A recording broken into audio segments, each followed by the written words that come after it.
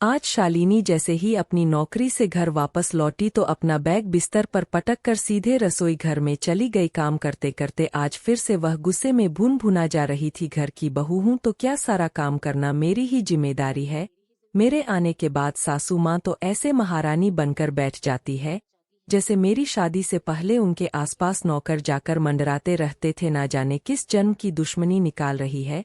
अरे मैं कहती हूँ कि अगर मेरे साथ थोड़ा काम करवा देंगी तो कौन सा इनके हाथ पैर घिस जाएंगे। मैं भी तो इंसान हूँ, नौकरी से थकी हारी आती हूँ और उसके बाद रसोई के काम में जुट जाती। और सासू माँ को तो रामायण पढ़ने से फुर्सत ही नहीं है और कुछ नहीं सोता तो सहेलियों संग टहलने निकल जाती है। बड़बड़ा हुए शालिनी बर्तन धोने लगी और एक के बाद एक बर्तन जोर जोर से पटकने लगी। बहू के गुस्से का कारण गुड़िया जी भली भांति जानती थी, परंतु वह भी आखिर कितनी देर तक काम करती। सुबह से लेकर शाम तक घर का सारा काम करते करते वह भी थक जाती थी, लेकिन शाम के समय वह केवल अपने लिए ही कुछ वक्त निकालती थी। दरअसल शालिनी आज के जमाने की एक मॉडर्न लड़की थी, पढ़ी लिखी भी अच्छी थी। उसका सपना था कि वह पढ़ लिखकर एक आत्मनिर्भर महिला बने, इसलिए पढ़ाई लिखाई समाप्त होते ही उसने नौकरी के लिए आवेदन देना शुरू कर दिया। और जब गुड़िया जी के बेटे आकाश के साथ उसका विवाह तय किया गया तो उसने यह बात सबके सामने साफ साफ जाहिर कर दी कि शादी के बाद अगर कहीं अच्छी नौकरी मिली तो कोई उसे नौकरी करने से मना नहीं करेगा। इस बात से आकाश को भी कोई ऐतराज नहीं था, ना ही उसके सास ससुर को इससे कोई आपत्ति थी कि उनकी बहू नौकरी पेशा हो। बड़ी हंसी खुशी के साथ विवाह की सारी रस्में पूरी हुई और शालिनी इस घर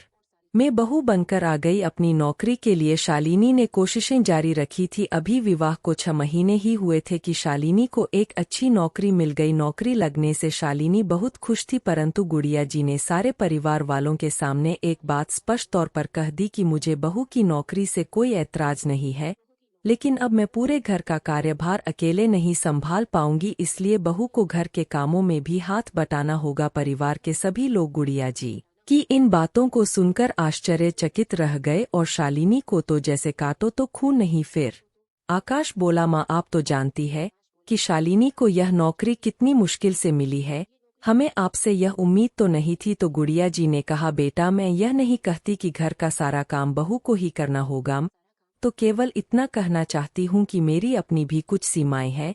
बढ़ती उम्र के साथ मेरी कार्यक्षमता भी कम हो रही है, इसलिए पूरे दिन का काम तो मैं नहीं कर पाऊंगी। हाँ, जितना बन पड़ेगा उतना जरूर करूंगी। इधर शालिनी अपने सपनों के साथ कोई समझौता करना नहीं चाहती थी, इसलिए उसने घर की साफ सफाई के लिए एक काम वाली बाई लगा ली। लेकिन बहू की अनुपस्थिति में घर का बाकी का सारा काम उसकी सास गुड़िया जी को ही संभालना पड़ता था, परंतु उसके घर लौटने के बाद उसकी सासू माँ कोई काम ना करके अपने लिए ही समय निकालती थी। घर लौटने के बाद बाकी का सारा काम शालिनी को ही करना पड़ता था और इस बात से उसे बहुत परेशानी होती थी। सासू माँ का थोड़ी देर के लिए आराम फरमाना, टीवी देखना या फिर बाहर टहलने जाना उसे बहुत अखरता था। वो जब भी अपनी माँ को फोन लगाती तो बस अपनी सास की बुराई करने लगती। माँ से बात करके मन का सारा गुबार हल्का कर लिया करती थी। समय धीरे धीरे बीतने लगा। अब उसके विवाह को 2 वर्ष होने को आए थे। आज शालिनी के छोटे भाई की शादी का दिन था। उसकी भाभी भी अच्छी खासी पढ़ी लिखी थी और नौकरी करती थी। बहू को घर में लेकर आने के साथ ही शालिनी की माँ ने उसे लाड़ जताते हुए कह दिया कि मैं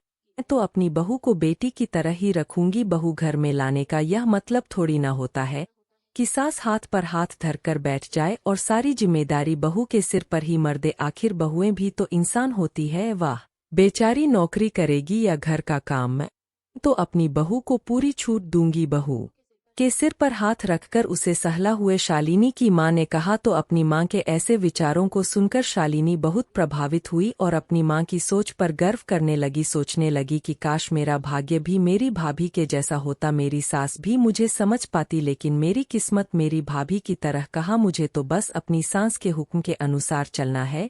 और यहाँ मेरी माँ कितने खुले विचारों वाली है। शादी के बाद शालिनी की भाभी ने अगले दिन से ही नौकरी पर जाना शुरू कर दिया। शालिनी की माँ भी अपनी बहू की हर सुख सुविधा का ख्याल रखती थी। बहू के तैयार होने से पहले सुबह सुबह सारा खाना बना देती थी, उसे टिफिन पैक करके देती और नौकरी से आने के बाद भी सारा काम स्वयं ही करती। अपनी सास का इतना प्यार देखकर शालिनी की भाभी को भी बहुत अच्छा लगता था। आए दिन अपनी सासू माँ से अपनी मनपसंद की चीजें बनवा रहती थी और शालिनी की माँ भी उसकी हर फरमाइश को बड़े प्यार से पूरा करती। कुछ दिन बड़ी खुशी से बीते, लेकिन धीरे धीरे वक्त का पासा पलटने लगा। दिन भर काम करते करते शालिनी की माँ पूरी तरह थक कर टूट जाती थी और वही शालिनी की भाभी को तो काम करने की कोई आदत थी ही नहीं। शालिनी बहुत बार अपनी माँ को फोन लगाती, लेकिन उसकी माँ हमेशा यही कहकर फोन काट देती कि बेटी अभी बहुत काम है, बाद में बात करती हूँ। एक दिन शालिनी की माँ जब घर का काम करके थक करके शाम को बिस्तर पर लेटी तो शालिनी का फोन आया। फोन उठाते ही शालिनी की माँ ने कहा, हेलो शालिनी बेटी कैसी हो तुम? इतने दिनों बाद माँ से बात करने का मौका मिला तो शालिनी फिर से अपनी परेशानियों का पिटारा उठाकर बैठ गई। क्या बताऊँ माँ, थोड़ी देर पहले ही नौकरी से थकी हुई घर लौटी हूँ और अब घर का काम भी करना पड़ेगा। आप तो भाभी को पूरा आराम करवाती हो, लेकिन मेरी सासू माँ को तो देखो, मेरे नौकरी से घर लौटना की देर थी कि तैयार होकर यह कहकर चली गई कि मुझे ब्यूटी पार्लर जाना है। अब इस उम्र में इन्हें सजने संवरने का शौक चढ़ा है। इतना ही समय था इनके पास तो रात का खाना ही बना लेती, मुझे ही कुछ आराम मिल जाता। अच्छा माँ, आप तो अब मुझसे बात ही नहीं करती। भाभी को इतना प्यार देते देते कहीं अपनी बेटी को भुला तो नहीं दिया? शालिनी के इतना कहने की देर थी कि उसकी माँ की आंखों से आंसू बह निकले और फूट फूट कर रोने लगी। माँ के रोने की आवाज सुनकर शालिनी का कलेजा कांप उठा। क्या हुआ माँ, तुम रो क्यों रही हो? क्या भाभी से कोई बात हुई है?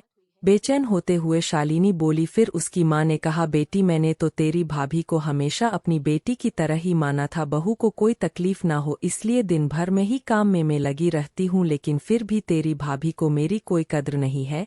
वह तो रसोई की तरफ देखती तक नहीं। मुझे तो ऐसा लगता है कि मैं बस इस घर में एक काम वाली बाई बनकर रह गई हूँ। हर काम के लिए वह तो बस मुझ पर ही हुक्म चलाती है, खुद तो एक गिलास पानी भी उठाकर नहीं पीती। अरे उससे तो तेरे भाई के लिए भी खाना नहीं बनाया जाता, और यदि सुबह सुबह उसका टिफिन तैयार करने में मुझे थोड़ी भी देरी हो जाती है तो मुझ पर ऐसे भड़क पड़ती है जैसे मैं उसकी नौकरानी हूँ। मुझे तो समझ नहीं आता कि मैं क्या करूँ। अपनी माँ की यह बात सुनकर शालिनी स्तब्ध सी रह गई। फिर उसकी माँ बोली, लेकिन बिटिया इस सब में गलती मेरी ही है। तेरे पापा ने मुझे कितनी बार कहा था कि मुझे बहू को उसकी जिम्मेदारियों का एहसास करवाना चाहिए, लाड प्यार में इतनी छूट भी नहीं देनी चाहिए कि बाद में पछताना पड़े। शालिनी बेटी, आज मुझे एहसास हो रहा है कि तेरी सासू माँ ने सारी जिम्मेदारियां अपने सिर पर ना लेकर बहुत अच्छा काम किया था। घर का काम मिल बांट कर करने का उनका फैसला बिल्कुल सही था। भले ही वह तुम्हें बुरी लगती हो, लेकिन यह बात भी बिल्कुल सही है कि इंसान को अपने लिए भी थोड़ा सा वक्त चाहिए होता है। अगर मैंने भी तेरी सास की तरह समझदारी से काम लिया होता तो आज मेरी यह हालत ना होती। मैं भी उनकी तरह आत्मसम्मान से जी रही होती और उम्र के इस पड़ाव में जीवन का आनंद ले रही होती। माँ की बातें सुनते सुनते शालिनी की आंखों से आंसू बह निकले। अपनी माँ की हालत के बारे में सोच सोचकर उसका कलेजा फटा जा रहा था। कांपते हाथों से उसने फोन रख दिया और जैसे ही कमरे से बाहर निकलने लगी तो देखा उसके ससुर जी हॉल में ही बैठे थे। उसी समय उसकी सासू माँ ब्यूटी पार्लर से वापस आई तो ससुर जी चुटकी लेते हुए बोले, अरे भाग्यवान, तुम्हारी उम्र हो चुकी है और अब इस उम्र में तुम्हें ब्यूटी पार्लर जाने की क्या सोची? तभी गुड़िया जी हंसते हुए बोली, अरे आपको कैसे पता चला कि मैं ब्यूटी पार्लर गई थी? अच्छा, क्या मैं नहीं जानता कि तुम्हारे बालों की सफेदी अचानक कहाँ गायब हो गई? अच्छा एक बात तो बताइए गुड़िया जी, बुढ़ापे में सच संवर कर क्या करोगी? फिर गुड़िया जी मुस्कुराते हुए बोली, अजी मेरा दिल किया तो चली गई ब्यूटी पार्लर। जानते हैं, सजने संवरने का शौक तो मुझे पहले भी था, लेकिन सारी उम्र घर की जिम्मेदारियों में ही उलझकर निकल गई। अच्छा तो बुढ़ापे में अब आप अपने शौक पूरे करने चली है? उनके पति ने फिर से उन्हें चिढ़ाते हुए कहा तो गुड़िया जी बोली, किसने कहा कि बुढ़ापे में अपने शौक पूरे नहीं किए जा सकते? अरे यही नजरिया तो बदलने की जरूरत है। उम्र का हर पड़ाव एक नया अनुभव, नई चुनौतियां और नई ख्वाहिशें लेकर आता है, परंतु जिंदगी के हर पड़ाव में हमें तो बस जिंदगी का मजा लेना चाहिए। अच्छा एक बात तो मैं आपसे कहना भूल ही गई, कल से पार्क में योगा क्लासेस शुरू होने वाली है।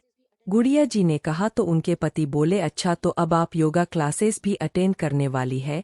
फिर गुड़िया जी बोली, जी हाँ, लेकिन मैं अकेली नहीं, हम दोनों। और फिर अपने पति के पेट पर हल्की सी थपकी देकर कहने लगी, तुम बढ़ती जा रही है आपकी की, और ऐसे में मैं फिट दिखूं तो लोग आपका ही मजाक बनाएंगे। यह बातें करते हुए वे दोनों हंस पड़े। अपने सास ससुर की यह बातें सुनते हुए गुस्से की अपेक्षा शालिनी के चेहरे पर भी एक प्यारी सी मुस्कान तैर गई। फिर सोचने लगी कि आखिर मेरी सासू माँ गलत कहाँ थी। शादी के बाद एक औरत को घर की जिम्मेदारियों और अपने बच्चों से वक्त ही कहाँ मिल पाता है, और यदि अब वे अपने किसी शौक या हॉबी को समय देना चाहती है तो इसमें कोई बुराई नहीं है।